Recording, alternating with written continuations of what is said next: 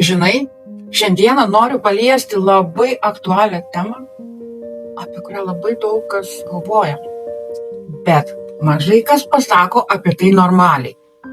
Ir tai yra pinigai. Ir aš tau papasakosiu taip, kaip yra. Taip, čia galima užsidirbti. Bet ne taip, kaip rodo internete. Ne per vieną dieną, ne be pastangų. Ir tikrai nieko nedarant. Nes čia yra darbas, nuoseklus, alinantis, sunkus darbas.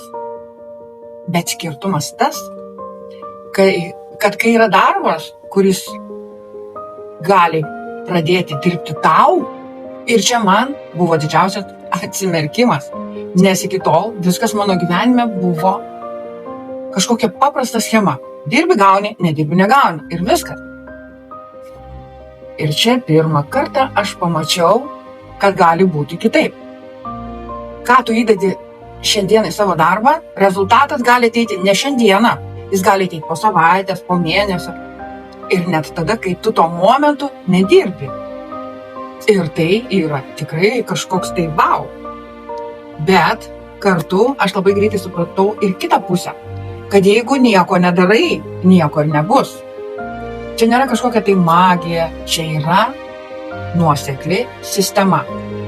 Tu ateini, tu mokaisi, tu darai, kartais nepavyksta ir labai dažnai tai būna. Ir vėl darai. Ir po kažkurio tai laiko pradedi jau tu judėti.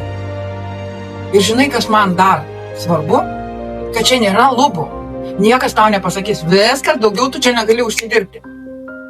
Ir tuo pačiu metu niekas už tave to nepadarys. Ir man tas labai patinka.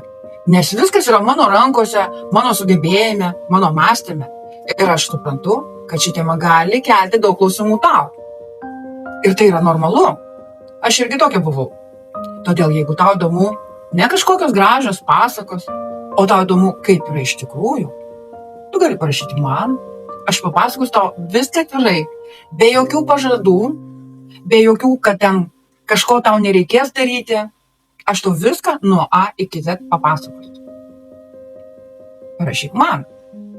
O jeigu tu jau klausydama mano video, mano žodžių, nori jau registruotis, aš paliksiu nuorodą. Paspausk nuorodą, prisiregistruok, parašyk man. Ir tada mes pradėsim su tavimi dirbti. Laukiu tave savo komandoje.